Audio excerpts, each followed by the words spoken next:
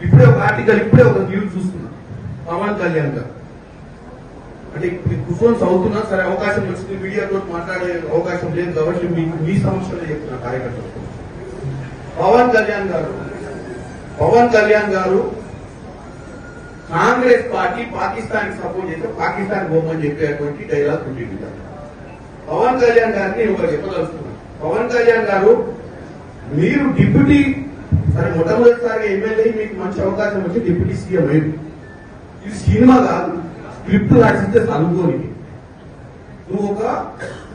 ఉప ముఖ్యమంత్రి అంటే ఒక స్థాయి ఇచ్చింది స్థాయికి తగ్గట్టు మాట్లాడాలి ఎవడో స్క్రిప్ట్ రాసిస్తే చదువుడు లేకపోతే ప్రధానమంత్రి నువ్వు కృషి చేయాలనుకుంటే ఇంకేదైనా ప్లాట్ఫామ్ మీద పోయి రాజకీయాలు బంద్ చేసి సినిమా తీసి నంగనారావు తీసినట్టే మనం 2 సినిమాలు తీసి ఆయన ప్రసన్నం చేస్తాం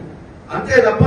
నీకు ఒక అధికారమైన బాధ్యతలు ఇచ్చి ప్రజా సమస్యల మీద పోరాటం చేయాల్సినవి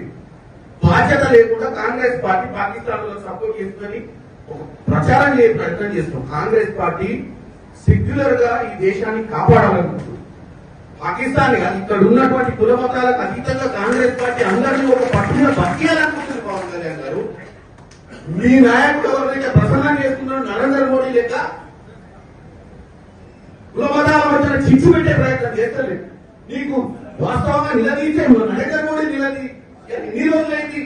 నలుగురు వచ్చి ముష్కరు కాల్చిపోతే నలుగురిని పట్టుకునే దమ్ము ధైర్యం లేక పిట్టగల్లా ఎప్పుడో తిరుగుతుంది ఏం ఇంటెలిజెన్స్ నడుస్తుంది దేశంలో నలుగురు వచ్చి మిట్ట మధ్యాహ్నం కూడా బౌండరీ మీద కూడా కాదు బోర్డర్ మీద కూడా కాదు లోపలికి వచ్చి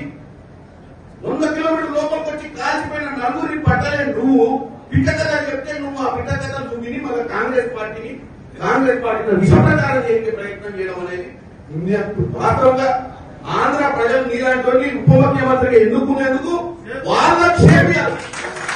ఎందుకంటే నువ్వు ప్రజా సమస్యల మీద మాట్లాడాలి పొలిటికల్ పార్టీని అటాక్ చేసి బేస్లెస్ గా మాట్లాడటం ఎవరినో కృషి చేయడానికి ఈ దరిద్రం మాటలు మాట్లాడతాడు పవన్ కళ్యాణ్ గారికి చెప్తున్నా